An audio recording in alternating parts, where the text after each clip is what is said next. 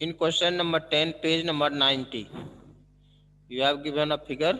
आपको एक फिगर दिया गया है, ठीक है। इसमें जो है आप लोगों को फिगर पहले ड्रॉ कर देते हैं। इसमें जैसे फिगर दिया गया है आपको,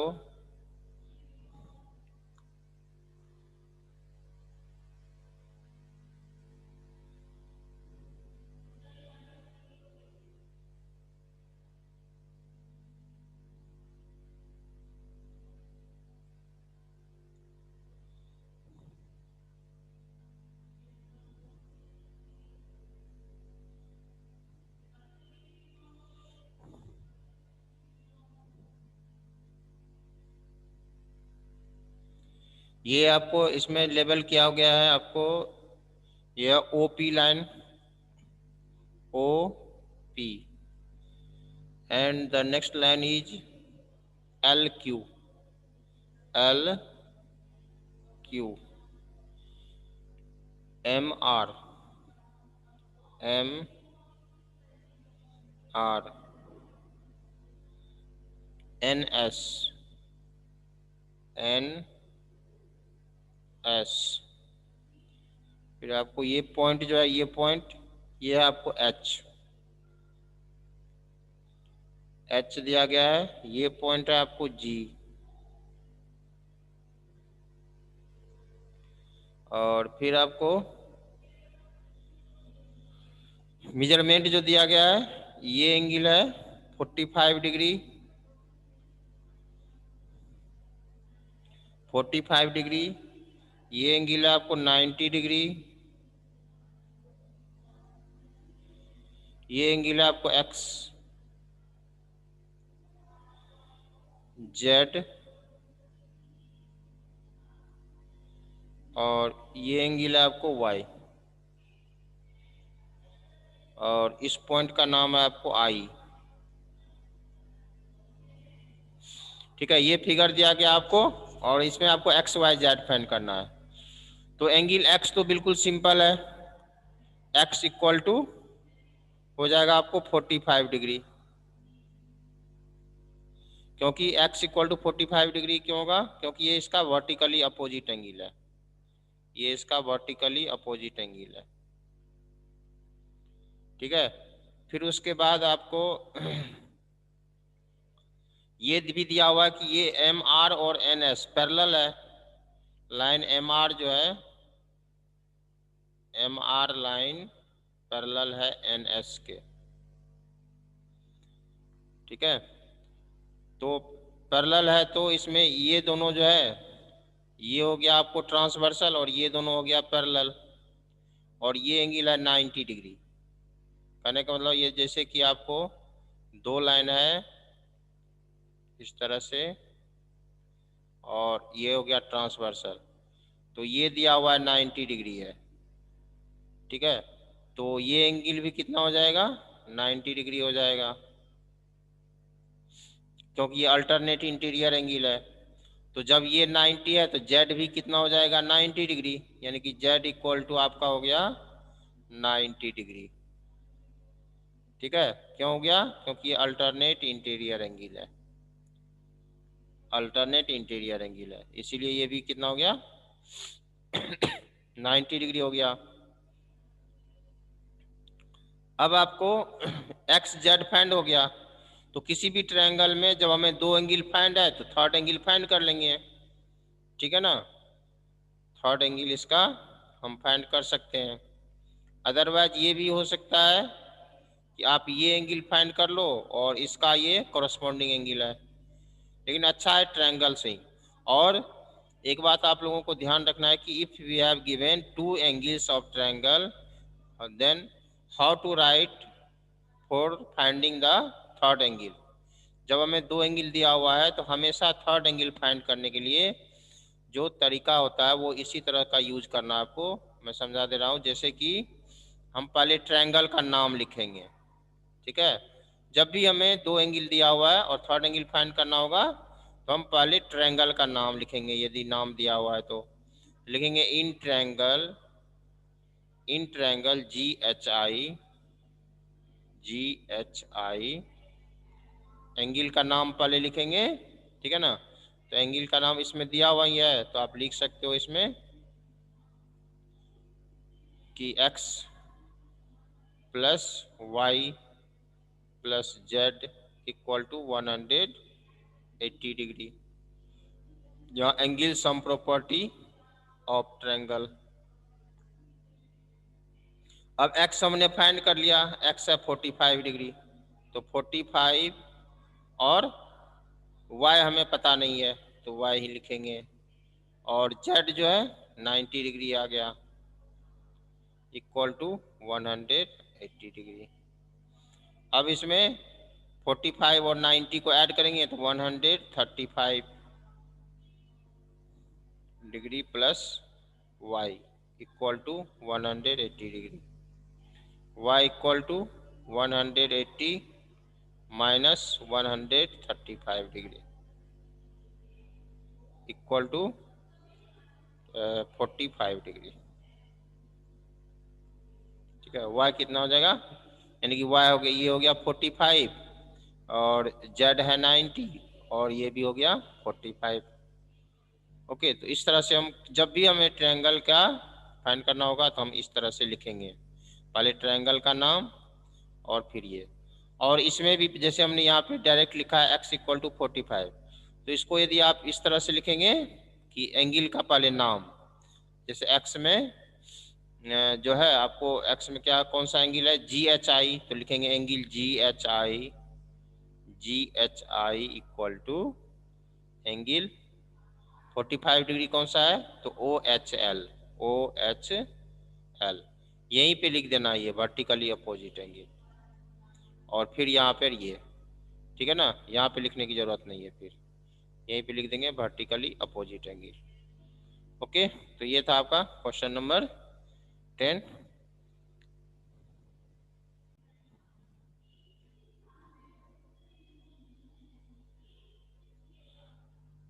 पाइथागोरस एक मैथमेटिशियन का नाम है, उन्होंने ही ये थ्योरम दिया और उस थ्योरम का नाम पड़ा पाइथागोरस थ्योरम, ठीक है।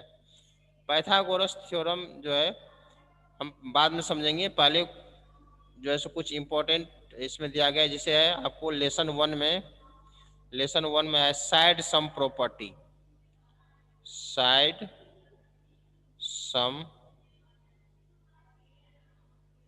Property, side sum property of triangle. Side sum property of triangle क्या होता है कि यदि कोई ट्रायंगल है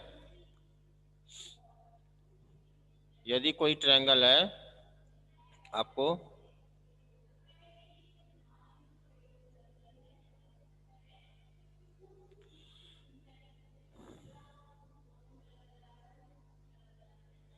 इसमें जैसे ये हो गया आपको A, ये हो गया B और ये है C, तो हमेशा किसी भी ट्रायंगल का जो दो साइड का सम होता है वो थर्ड साइड से बड़ा होता है, ठीक है ना तो इक्वल होता है ना ही छोटा हो सकता है, ठीक है।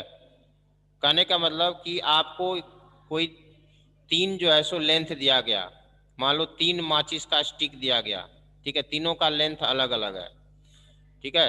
एक का लेंथ है जैसे 3 माचिस स्टिक है, एक का लेंथ है आपको 5 सेंटीमीटर, जैसे आपके पास 3 मैच स्टिक है, ठीक है, एक है आपको ये और फिर है आपको ये, इसका लेंथ है मान लो कि आपको 3 सेंटीमीटर, इसका लेंथ है आपको 10 सेंटीमीटर और इसका लेंथ है आपको 5 सेंटीमीटर।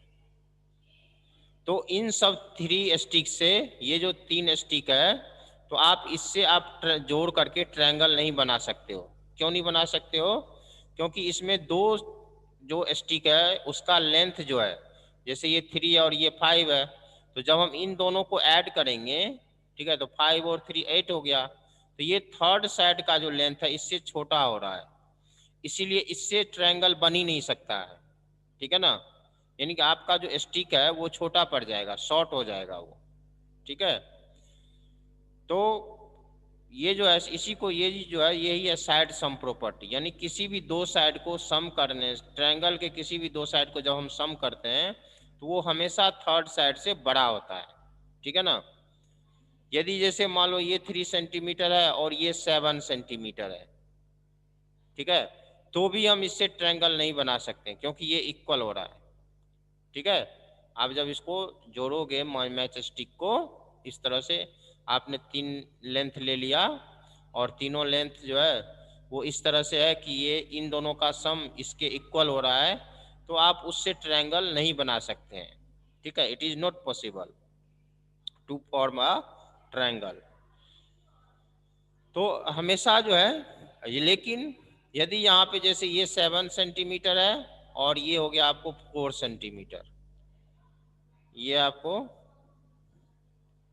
4 या 5 सेंटीमीटर है, ठीक है ना। तो अब हमें ये किसी भी दो साइड को जब अब हम सम कर रहे हैं, जैसे ये 10 है और ये 5 है, तो 10 और 5 जो है इससे बड़ा हो गया, 10 प्लस 5 इक्वल टू हो गया 15। 15 जो है ये इससे बड़ा है 7 से।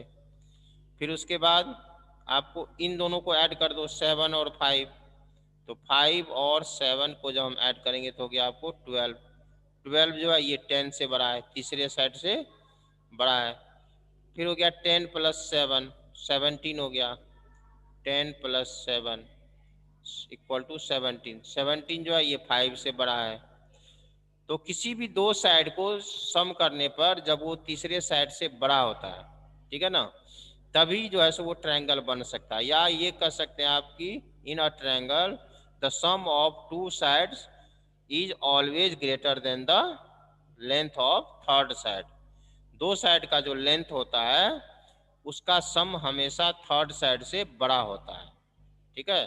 तो इसी ट्रायंगल में जैसे तो इसमें हो सकता है कि ये आपका 10 सेंटीमीटर हो, ये 7 सेंटीमीटर और ये 5 centimetre, okay.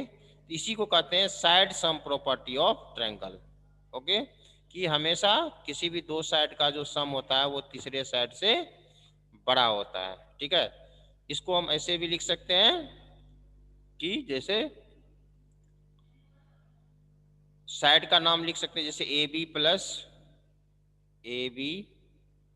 Plus B C is greater than A C, ठीक है। ये जो होता है ये हमेशा थर्ड साइड से बड़ा होता है, A B plus B C is greater than A C. उसी तरह से B C plus A C is greater than A B, और फिर ए बी प्लस ए सी ये साइड और ये side, A B plus A C is greater than B C, okay. तो ये है आपको side sum property of triangle, ठीक है, ये प्रॉपर्टी होता है।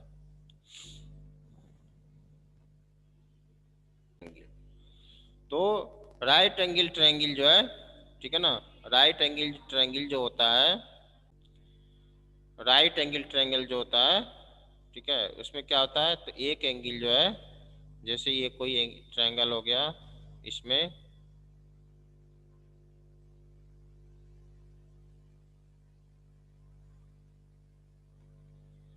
ठीक है, इसमें ये एंगल जो है सो आपको 90 डिग्री है, ठीक है। इसको यदि हम लेवल कर दें, जैसे ये हो गया आपको ए, ये हो गया बी, ये हो गया सी, ठीक है ना। तो इसमें राइट एंगल ये जो है ये कहलाता है राइट एंगल ट्रायंगल, जिसका क्योंकि इसका एक एंगल 90 डिग्री है, ठीक है ना। और ये भी बात रखना है आप लोगों को, ये रोटेशन से कोई फर्क नहीं पड़ता है। आप ये जो 90 डिग्री जो है ये ट्रायंगल ऐसे भी हो सकता है, यानी कि जरूरी नहीं है कि 90 डिग्री का एंगल यहीं पे हो, 90 डिग्री का एंगल यहाँ कहीं पे भी हो सकता है। इसको ज्वाइन कर दो, तो ये भी राइट एंगल ट्रायंगल ही कहलाता है। इसमें जो है सो आपको ये एंगल जो है, ये एंगल उसका हो गया आपको 90 डिग्री, ठीक है ना। तो ये भी जो है राइट एंगल ट्रायंगल ही कहलाएगा, ठीक है। तो रोटेशन से कोई डायरेक्शन से कोई फर्क नहीं पड़ता है, बल्कि बस ये देखना है कि उसका एक एंगल 90 डिग्री हो, ठीक है, तो उसको हम कहेंगे राइट एंगल ट्रायंगल। तो राइट एंगल ट्रायंगल में जो 90 डिग्री के सामने का जो साइड होता है, याद रखना है बिल्कुल आप लोगों को, always you have to remember this. The side opposite to angle 90 degree is called hypotenuse. It is called hypotenuse.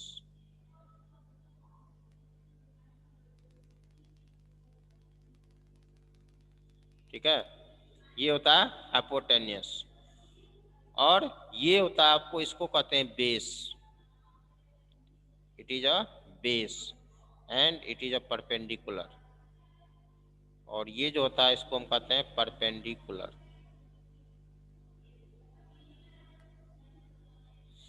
ठीक है, तो पाइथागोरस ने बताया कि जो हाइपोटेनियस होता है राइट एंगल ट्रायंगल में, पाइथागोरस थ्योरम में यह है कि जो राइट एंगल ट्रायंगल में हाइपोटेनियस जो होता है, यानी कि ए सी स्क्वायर जो होता है, A C square equal to A B square plus B C square होता है।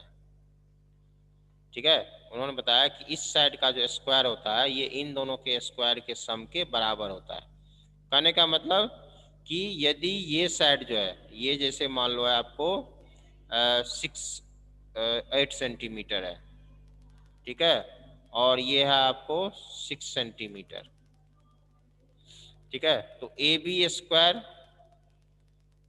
Square plus B C square equal to कितना हो गया, ए बी है हमारा 8 सेंटीमीटर तो 8 स्क्वायर, और बी सी है 6 सेंटीमीटर तो 6 स्क्वायर, 8 8 जा 64, और प्लस 6 स्क्वायर यानी कि ये हो गया आपको 36, यानी कि ये हो गया आपको 100।